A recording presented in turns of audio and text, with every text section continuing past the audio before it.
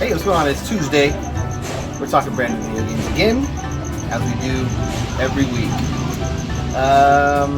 Not a lot coming out again, but it's a good one this week. All you American RPG lovers, we got Diablo 4 on PC, PS4, PS5, Xbox One, and Series S and X. Then we got Amnesia: The Bunker, which is like a very scary, spooky game. That'll be on PC, PS4, Xbox One, and Series S and X. And then we got a Japanese role-playing game, Loop 8: Summer of Gods, on PC, PS4, Switch, and Xbox One. That's it for new stuff. There is a one port, Raiden 3, which was on PS2. It's now going to be on PC, PS4, PS5, Switch, Xbox One, and Series S and X. And that's all the new stuff. That's it. I'm going to go into Boca de Pepo and have some dinner with my family. Bye.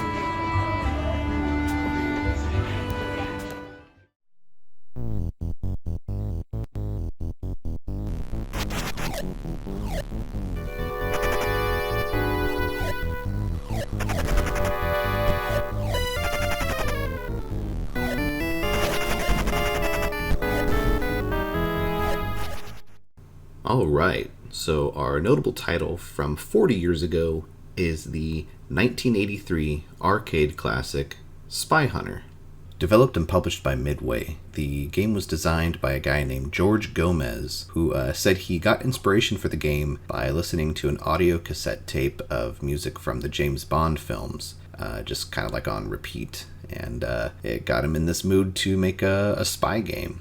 So initially Midway had wanted to make a licensed James Bond game based on probably the upcoming film Octopussy, which great name, by the way. But the deal never, came through.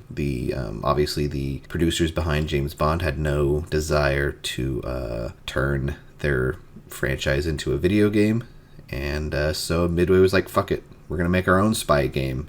The gameplay in Spy Hunter is basically a kind of melding of two genres. You've got the racing genre, of course, with the car driving around the road, and you have the shooter genre with, the car able to shoot machine guns at enemy vehicles, similar to a vertically scrolling shooter. When players first start the game, they have just machine guns on their car, which, that works.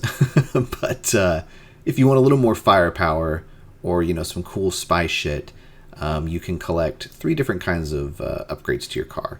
You can get oil slicks, which of course make your enemies spin out of control, smoke screens, which can keep them from, crashing into you, and surface-to-air missiles, which you use to take on helicopters, which will eventually reach you. I have no footage of that because this game is pretty hard, and I didn't get that far into the game, so, whatever. Spy Hunter had 2 different cabinets. There was your standard upright that you're probably used to seeing in most arcades, as well as a sit-down kind of cockpit cabinet, but both contained this really kind of cool steering wheel, a futuristic-looking kind of a thing, that lets you control the car, and contained all the different buttons to shoot your various weapons. Reception to Spy Hunter was really good. Players loved it, critics loved it, and it was a massive financial success for Midway, one of their best, highest grossing games of the year, not just for 1983, but the following year in 1984. There really seemed to be a kind of fervor for spy-related things. Obviously, we already talked about how Octopussy had come out practically the same day that Spy Hunter hit arcades, as well as another James Bond film called Never Say Never Again, and, would continue through popular culture with movies like War Games and Cloak and Dagger, and was really kind of spurned on by this new, almost renewed interest in the Cold War after the elections of both Margaret Thatcher and Ronald Reagan, two hardcore conservatives who were very much into dismantling the Soviet Union and bringing a strong military presence to Eastern Europe. And made people interested in spies and espionage. Of course, being a success in the arcades meant that the home console ports were not far off. We would get versions for the Atari 2600, the Atari 8-bit family of computers, Commodore 64, Apple II, ColecoVision, DOS, and in 1987 we would get a version for the NES, as well as a sequel in the arcades called Spy Hunter 2. This game, though, moved away from the top-down view and was a kind of a 3D behind-the-car type view, and it just didn't do well. It was not very well received, not well liked, and it put the series on ice for nearly 15 years. We wouldn't get another Spy Hunter game until 2001, when a rebooted version of the game came out for the PlayStation 2, eventually going to the GameCube and Xbox. This was fairly well received and got its own sequel, also called Spy Hunter 2, that was developed by Angel Studios, who you now know as the developers behind games like Red Dead Redemption 1 and 2. They also did the Smuggler's Run games and Midnight Club. Eventually, a Spy Hunter film would be optioned in the mid-2000s. But this fell into kind of development hell and was never made. But the video game tie-in called Spy Hunter Nowhere to Run, starring Dwayne "The Rock" Johnson,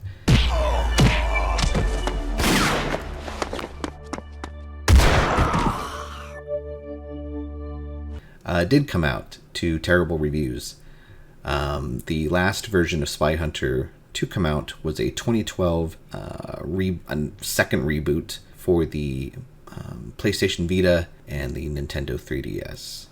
If you want to play Spy Hunter today, there's various ways to do it. Obviously, you can emulate it, or you can, pick up any of the kind of Midway arcade collections that are out there. It's on, it's on more than one for different systems, and it's a great game. It's a lot of fun. You can just spend, countless hours just driving and driving and driving and driving. The game never ends. You just continue to rack up a high score and, have fun doing it in the process. All right. Well, that's it for Spy Hunter.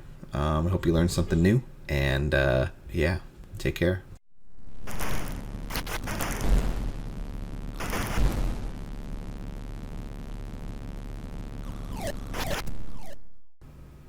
Initially, Midway.